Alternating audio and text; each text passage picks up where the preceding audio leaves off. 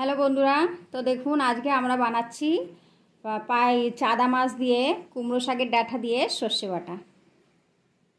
তো দেখুন কি কি লাগছে: কুমড়ো শাক, কাঁচা লঙ্কা, সর্ষে বাটা, গোটা শুকনো লঙ্কা আর মাছ।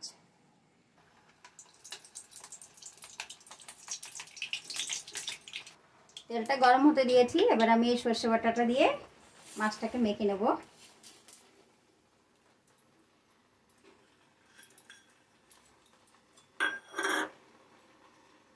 কাঁচা লঙ্কাটাও দিয়ে দিচ্ছি, তার সাথে আমি দিয়ে দেবো ডাঁটাটাও।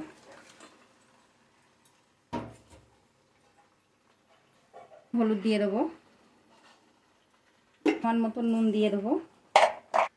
এবার আমি তেলটাও দিয়ে দেবো, কালো জিরেটা ফোড়ন দিয়ে দেবো, দুটো শুকনো লঙ্কা ফোড়ন দিয়ে দেবো। এবার আমি এটাকে ভালো করে মিক্স করে নিচ্ছি। মাছগুলোকে আমি দিয়ে দিচ্ছি। এবার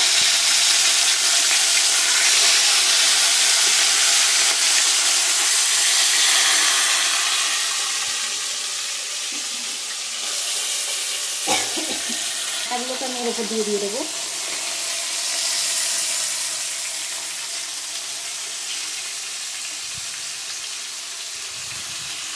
এর মধ্যে দিয়ে দিচ্ছি, আর একটু বাকিটা পরে দিয়ে দেবো।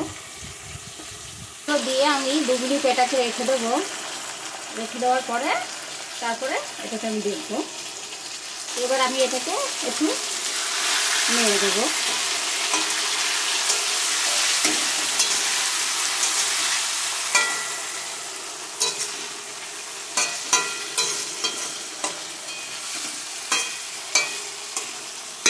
এই যে সর্ষে বাটাটার জলটা দিয়েছিলাম, এটা এবার আমি এর মধ্যে দিয়ে দেবো।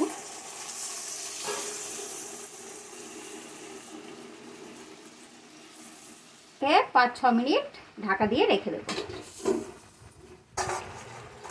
তো দেখুন বন্ধুরা, আমাদের আজকে তৈরি হয়ে গেছে কুমড়ো শাক দিয়ে চাদা মাছ সর্ষে বাটা। দেখুন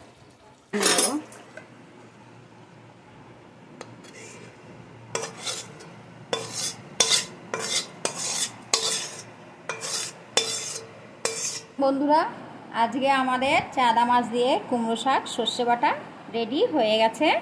এটা দেখুন, দেখতেও খুব ভালো লাগছে, এটা খেতেও খুব সুস্বাদু।